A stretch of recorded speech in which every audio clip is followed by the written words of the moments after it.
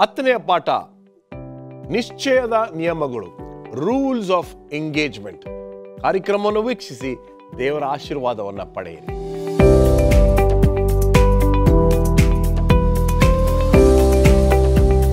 ನಮಸ್ಕಾರ ಪ್ರಿಯ ವೀಕ್ಷಕರೇ, ಯೇಸು ಕ್ರಿಸ್ತನ ಮಧುರ ನಾಮದಲ್ಲಿ ನಿಮ್ಮೆಲ್ಲರಿಗೂ ಸುಸ್ವಾಗತ. ಹತ್ತನೆಯ ಪಾಠಕ್ಕೆ ಬಂದಿದ್ದೇವೆ, ರೂಲ್ಸ್ ಆಫ್ ಎಂಗೇಜ್ಮೆಂಟ್. ಈ ಒಂದು ಅದ್ಭುತವಾಗಿರ್ತಕ್ಕಂಥ ಪಾಠದಲ್ಲಿ ಏನನ್ನ ಕಲೀಲಿಕ್ಕೆ ಹೋಗ್ತಾ ಇದ್ದೀವಿ ಅಂತಕ್ಕಂಥ ವಿಷಯಕ್ಕೆ ನಾವು ಕಾಲಿಡುವ ಮುನ್ನ ನಮ್ಮ ಅತಿಥಿಗಳನ್ನು ಸ್ವಾಗತ ಮಾಡಿ ನಮ್ಮ ಈ ಕಾರ್ಯಕ್ರಮಕ್ಕೆ ಚಾಲನೆಯನ್ನು ನೀಡೋಣ. ಬೋಧಕರಾಗಿರ್ತಕ್ಕಂಥ ರಾಜದಾಸ್, ಪಾಸ್ಟರ್ ಮುತ್ತು ಮ್ಯಾಥ್ಯೂ, ಪಾಸ್ಟರ್ ಪ್ರಸನ್ನ ಕುಮಾರ್ ಅವರು ಇರ್ತಕ್ಕಂಥ ತುಂಬ ಸಂತೋಷ. ನಿಮ್ಮೆಲ್ಲರ ಪರವಾಗಿ ಅವರನ್ನು ನಾನು ಸ್ವಾಗತ ಬಯಸುತ್ತೇನೆ. ನಮಸ್ಕಾರ, ತುಂಬ ಸಂತೋಷ. ಈ ಸ್ಮರಣ ವಾಕ್ಯವನ್ನು ದಯವಿಟ್ಟು ಓದಬೇಕು ಅಂತ ಕೇಳ್ಕೊಳ್ತೀನಿ. ಮೊದಲನೇ ಯೋಹಾನ 3ನೇ ಅಧ್ಯಾಯ 8ನೇ ವಚನ. ದೇವರ ವಾಕ್ಯ ಈ ರೀತಿ ಹೇಳುತ್ತೆ, ಪಾಪ ಮಾಡುವವನು ಸೈತಾನನಿಂದ ಹುಟ್ಟಿದವನಾಗಿದ್ದಾನೆ, ಆದಿಯಿಂದಲೂ ಸೈತಾನನು ಪಾಪ ಮಾಡುವವನಾಗಿದ್ದಾನಲ್ಲ. ಸೈತಾನನ ಕೆಲಸಗಳನ್ನು ಲಯ ಮಾಡುವುದಕ್ಕೋಸ್ಕರವೇ ದೇವಕುಮಾರನು ಪ್ರತ್ಯಕ್ಷನಾದನು. ಈ ಒಂದು ರೂಲ್ಸ್ ಆಫ್ ಎಂಗೇಜ್ಮೆಂಟ್ ಅಥವಾ ನಿಶ್ಚಯಕ್ಕೆ ನಿಯಮಗಳು ಅನ್ನೋ ಒಂದು ರೀತಿಯಲ್ಲಿ ಒಂದು ವೇಳೆ ಸರಳವಾಗಿ ನಾವು ಭಾಷಾಂತರ ಮಾಡುವುದಾದರೆ ಯಾವ ವಿಚಾರವಾಗಿ ಈ ವಾರದಲ್ಲಿ ನಾವು ಕಲೀಲಿಕ್ಕೆ ಹೋಗ್ತಾ ಇದ್ದೀವಿ, ದಯವಿಟ್ಟು ಒಂದು ಸಣ್ಣ ಪರಿಚಯವನ್ನು ಕೊಡಬೇಕು ಅಂತ ನಿಮ್ಮನ್ನು ಕೇಳ್ಕೊಳ್ತೀನಿ. ಬಹಳ ಪ್ರಾಮುಖ್ಯವಾಗಿ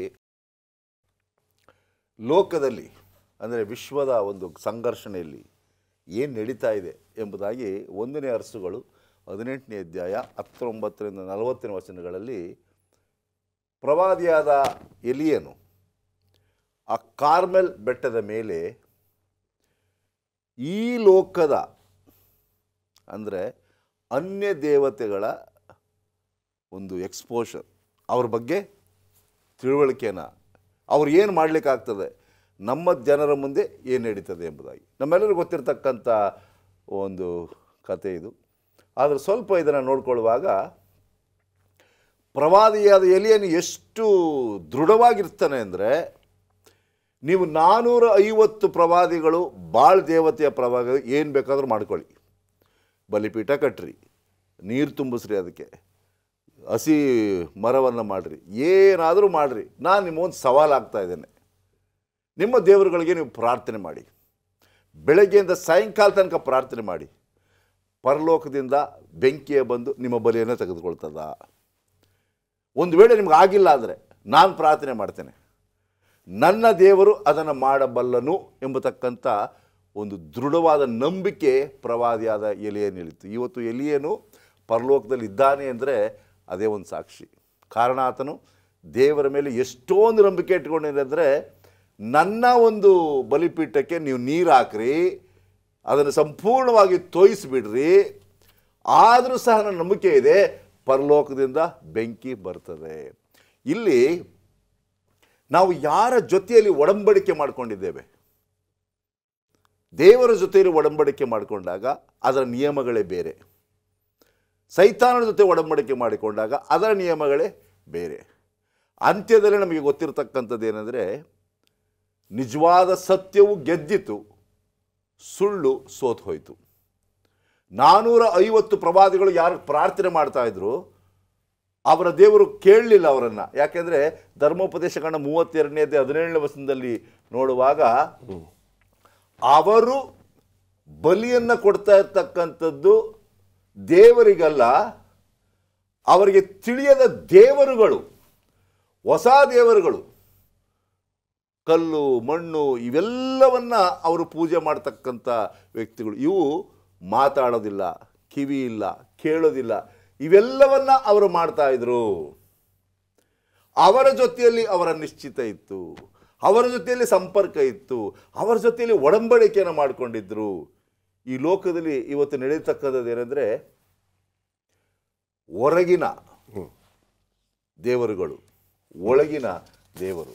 ಸೊ ಇದನ್ನು ನಾವು ಹಿನ್ನೆಲೆಯಾಗಿ ಇಟ್ಟುಕೊಂಡು ಇವತ್ತು ಒಂದು ಸತ್ಯವನ್ನು ತಿಳ್ಕೊಳ್ತಾ ಇದ್ದೇವೆ.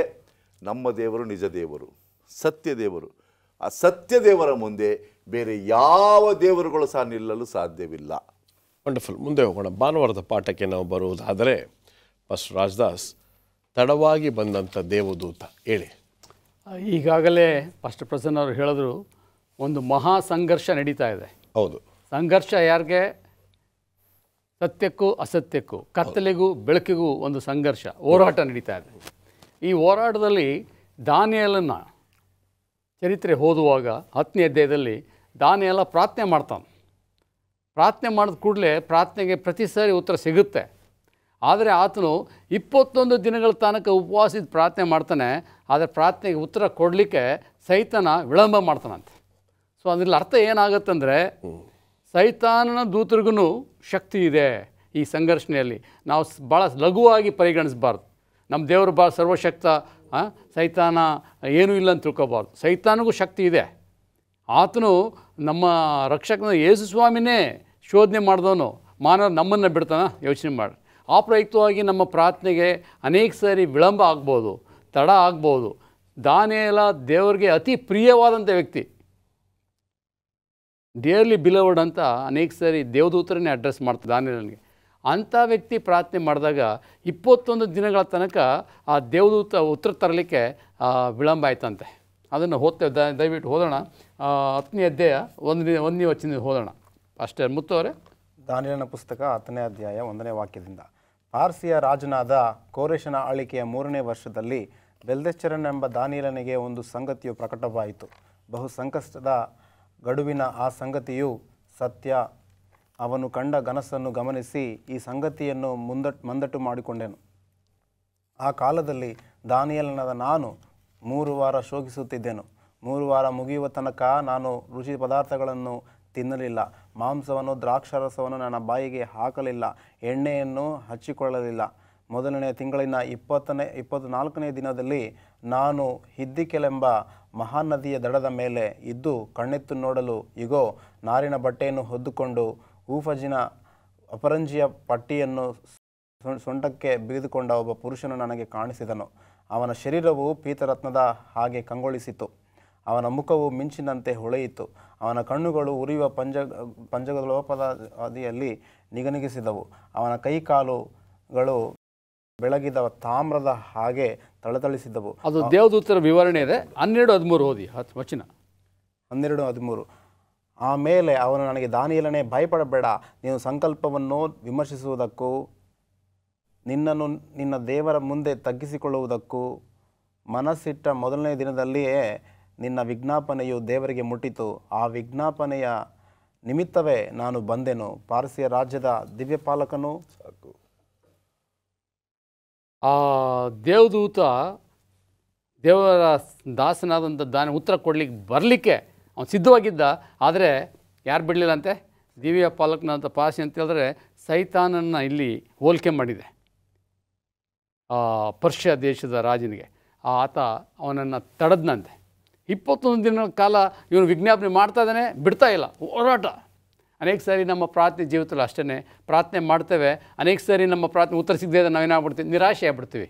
ಆದರೆ ದಾನಿಯೇಲನ ಚರಿತ್ರೆ ಏನು ಕಲಿಬೇಕಂತ ಹೇಳಿದ್ರೆ, ನಮ್ಮ ಉತ್ತರ ಸಿಗೋ ತನಕ ನಾವೇನು ಮಾಡಬೇಕು?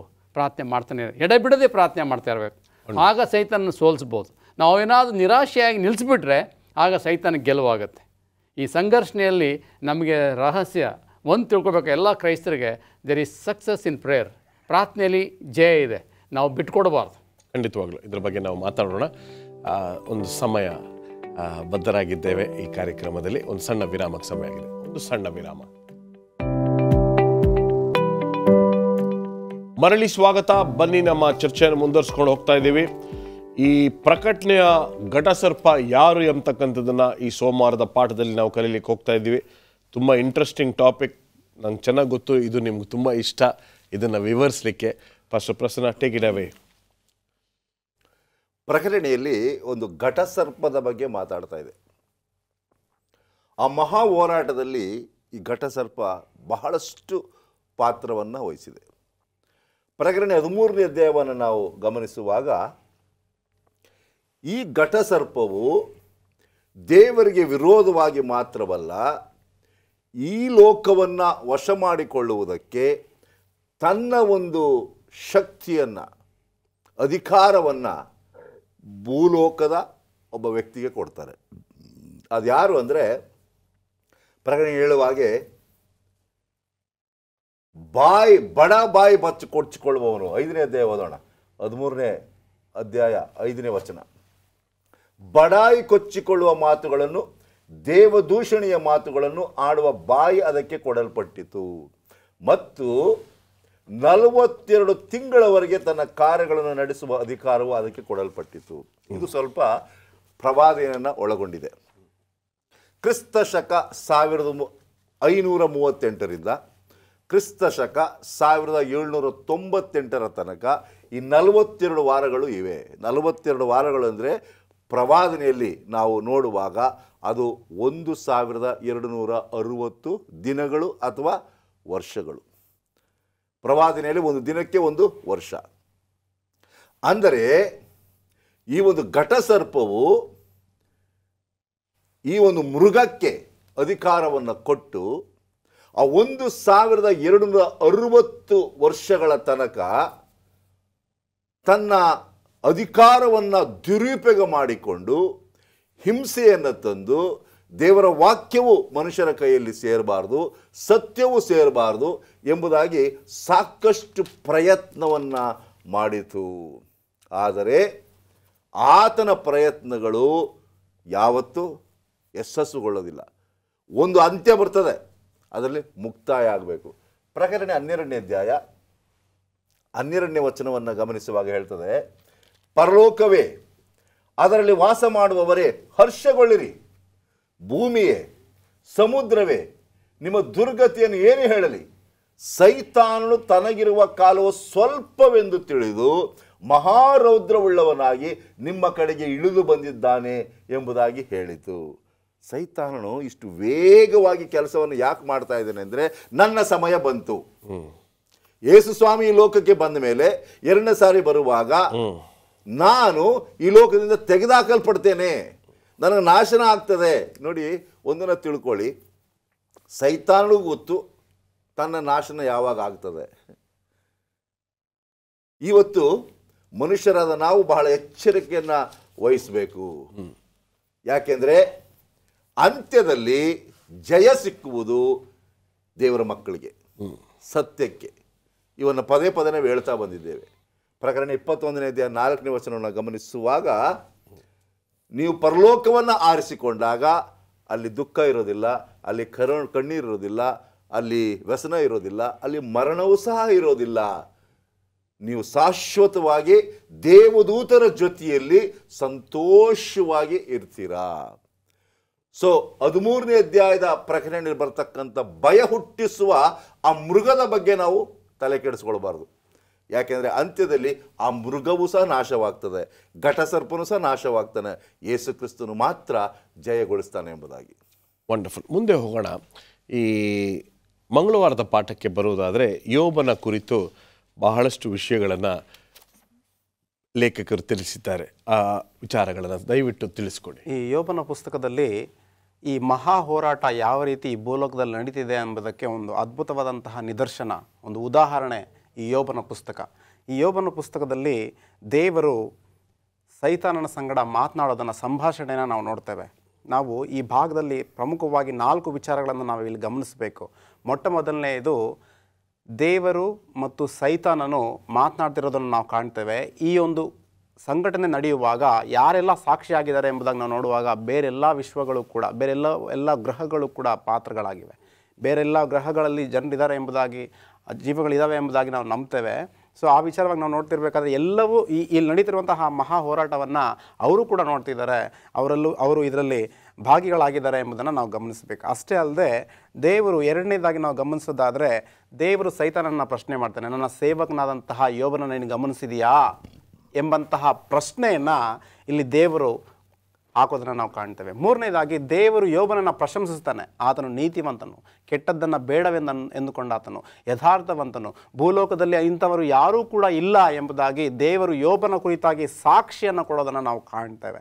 ನಾಲ್ಕನೇದಾಗಿ ನಾವು ಗಮನಿಸೋದಾದರೆ, ಸೈತಾನನು ದೇವರ ಸಂಗಡ ಮಾತನಾಡ್ತಾ, ಸ್ವಾಮಿ ಆತನಿಗೆ ಬೇಕಾದಂಥ ಎಲ್ಲವನ್ನೂ ಕೊಟ್ಟಿದೆಯಾ, ಆದ್ದರಿಂದ ಆತನು ನಿನಗೆ ನೀತಿವಂತನಾಗಿ ನಡೆದುಕೊಳ್ತಾ ಇದ್ದಾನೆ, ಅದರಲ್ಲೇನು ಒಳ್ಳೆತನ ಇದೆ, ಅದರಲ್ಲೇನು ಹೆಗ್ಗಳಿಕೆ ಇದೆ ಎಂಬುದಾಗಿ ದೇವರನ್ನ ಸೈತಾನನು ಪ್ರಶ್ನೆಯನ್ನು ಮಾಡ್ತಿರೋದನ್ನ ನಾವು ಕಾಣ್ತೇವೆ. ಅಷ್ಟು ಮಾತ್ರವೇ ಅಲ್ಲ, ಬೇಲಿ ಹಾಕಿ ಕಾಯ್ಕೊಂಡಿದ್ಯಾ? ಹೌದು, ಅಷ್ಟು ಮಾತ್ರವೇ ಅಲ್ಲ, ದೇವ್ರು ಏನು ಮಾಡ್ತಾನಪ್ಪ ಅಂತಂದರೆ ಕೊನೆಯದಾಗಿ ಆ ಸೈತಾನನಿಗೆ ಸ್ವಾತಂತ್ರ್ಯವನ್ನು ಕೊಡ್ತಾನೆ.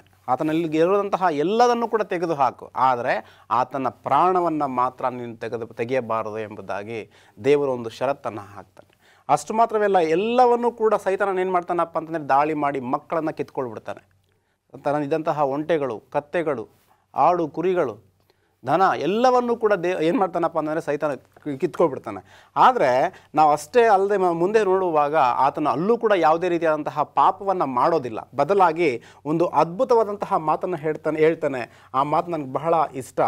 ಯೋಬನ ಪುಸ್ತಕ 2ನೇ ಅಧ್ಯಾಯ ನಾನು 10ನೇ ವಾಕ್ಯವನ್ನು ನಾನು ಓದ್ತಿದ್ದೇನೆ.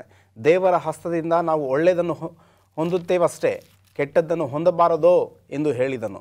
ಅವನ ಸಂದರ್ಭದಲ್ಲಿ ಪಾಪದ ಮಾತೊಂದು ಅವನ ತುಟಿಗಳಿಂದ ಹೊರಬರಲಿಲ್ಲ. ಯೆಹೋವನೇ ಕೊಟ್ಟನು, ಯೆಹೋವನ ನಾಮಕ್ಕೆ ಸ್ತೋತ್ರವಾಗಲಿ ಎಂಬುದಾಗಿ ಯೋಬನ ಏನು ಮಾಡ್ತಾನಪ್ಪ ಅಂತಂದರೆ ನುಡಿತಾನೆ. ಆದ್ದರಿಂದ ಯಾವುದೇ ರೀತಿಯಾದಂತಹ ತಪ್ಪನ್ನು ಆತನು ಮಾಡಲಿಲ್ಲ. ದೇವರಿಗೆ ಒಂದು ನಿಷ್ಠೆಯ ಮಗನಾಗಿ, ನಂಬಿಗಸ್ತ ಮಗನಾಗಿ ಆತನು ಜೀವಿಸಿದ ಎಂಬುದಾಗಿ ಯೋಬನ ಪುಸ್ತಕದಲ್ಲಿ ನಾವು ಕಾಣಬಹುದಾಗಿದೆ. ವಂಡರ್ಫುಲ್. ಇದ್ರ ಬಗ್ಗೆ ಮಾತಾಡ್ಕೊಂಡೇ ಹೋಗ್ಬೋದು, ಅಷ್ಟು ಅದ್ಭುತವಾಗಿರ್ತಕ್ಕಂಥ ರಹಸ್ಯಗಳು ಅಡಗಿದೆ. ಆದರೆ ಈಗ ಒಂದು ಸಣ್ಣ ವಿರಾಮಕ್ಕೆ ಸಮಯಗಿದೆ. ಒಂದು ಸಣ್ಣ ವಿರಾಮ.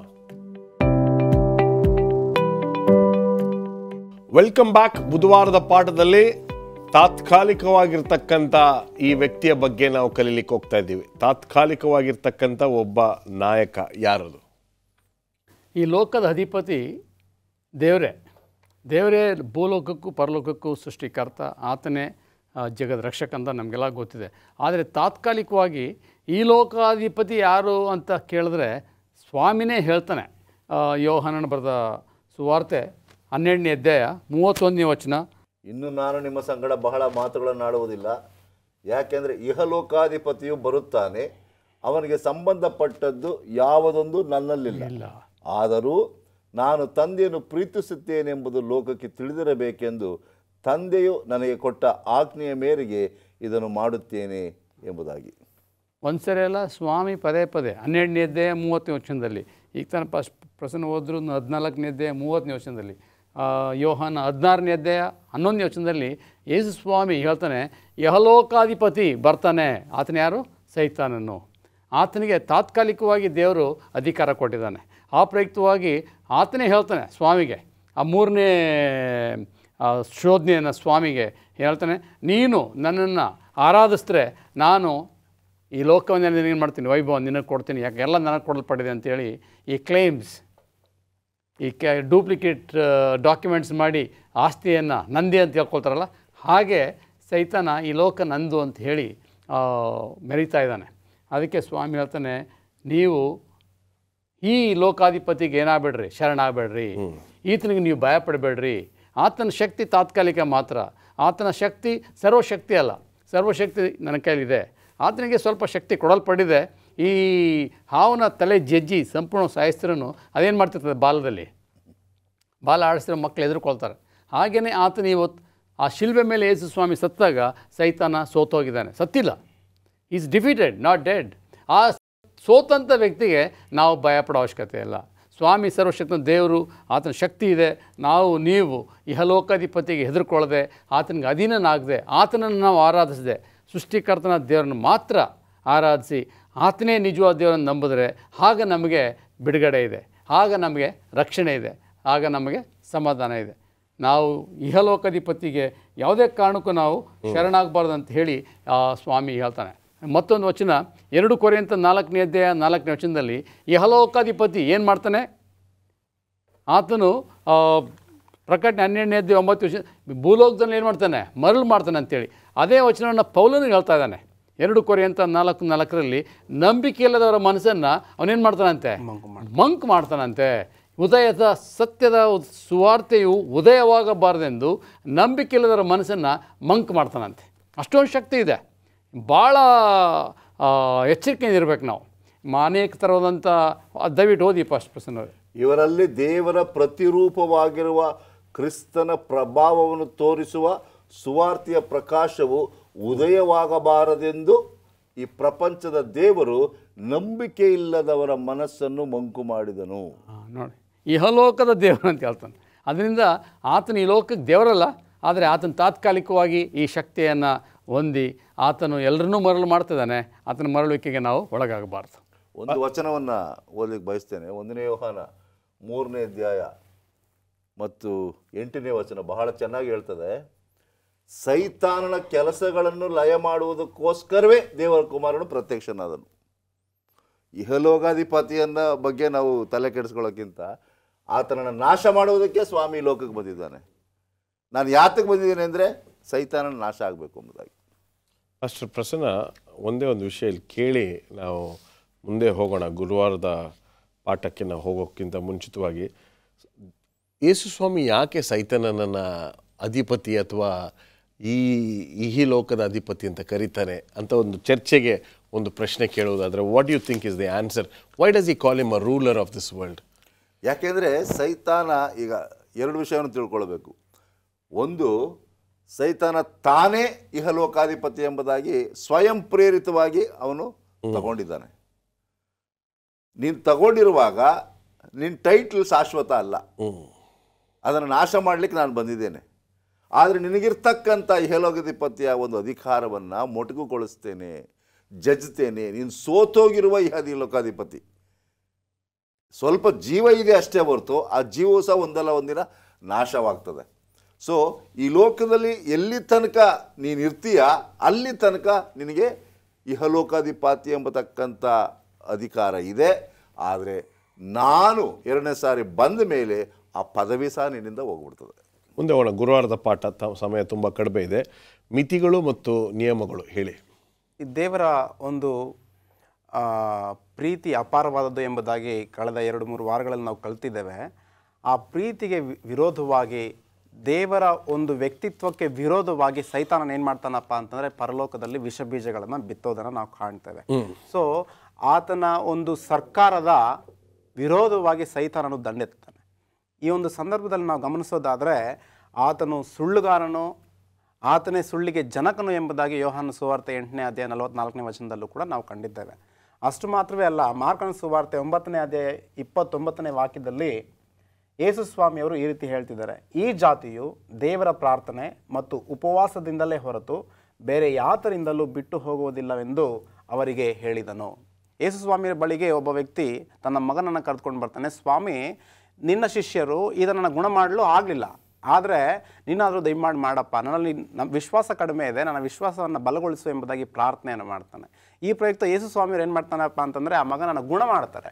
ಯೇಸು ಸ್ವಾಮಿ ಶಿಷ್ಯರು ಬಂದು ಯೇಸು ಸ್ವಾಮಿ ಬೆಳಿಗ್ಗೆ ಹೇಳ್ತಾರೆ, ಸ್ವಾಮಿ ನಾವು ಮಾಡಲಿಕ್ಕಾಗಲಿಲ್ಲ, ನೀನು ಮಾಡಿದೆ, ಹೇಗಪ್ಪ ಎಂಬುದಾಗಿ ಕೇಳುವಾಗ ಯೇಸು ಸ್ವಾಮಿ ಹೇಳ್ತಾರೆ, ಉಪವಾಸದಿಂದ, ಪ್ರಾರ್ಥನೆಯಿಂದ ಮಾತ್ರ ಇದು ಸಾಧ್ಯವಾಗುತ್ತೆ ಎಂಬಂತಹ ಸತ್ಯವನ್ನು ಶಿಷ್ಯರಿಗೆ ತಿಳಿಸೋದನ್ನು ನಾವು ಕಾಣ್ತಿದ್ದೇವೆ. ಆದ್ದರಿಂದ ಈ ಲೋಕದಲ್ಲಿರುವಂತಹ ಪ್ರತಿಯೊಂದೊಂದು ಶೋಧನೆಯನ್ನು ನಾವು ಗೆಲ್ಲಬೇಕಾದರೆ, ನಮಗಿರುವಂತಹ ಪ್ರತಿಯೊಂದು ಸಮಸ್ಯೆಯಿಂದ ಹೊರಬರಬೇಕಾದರೆ ನಮಗೆ ಪ್ರಾರ್ಥನೆ ಬಹು ಪ್ರಾಮುಖ್ಯವಾದದ್ದು ಎಂಬುದಾಗಿ ಇಲ್ಲಿ ಬರಹಗಾರರು ತಿಳಿಸೋದನ್ನು ನಾವು ಕಾಣ್ತಿದ್ದೇವೆ. ಅಷ್ಟೇ ಅಲ್ಲ, ಪ್ರಕಟಣೆಯ ಪುಸ್ತಕ ಒಂದೇ ಒಂದು ವಚನವನ್ನು ಓದೋಣ.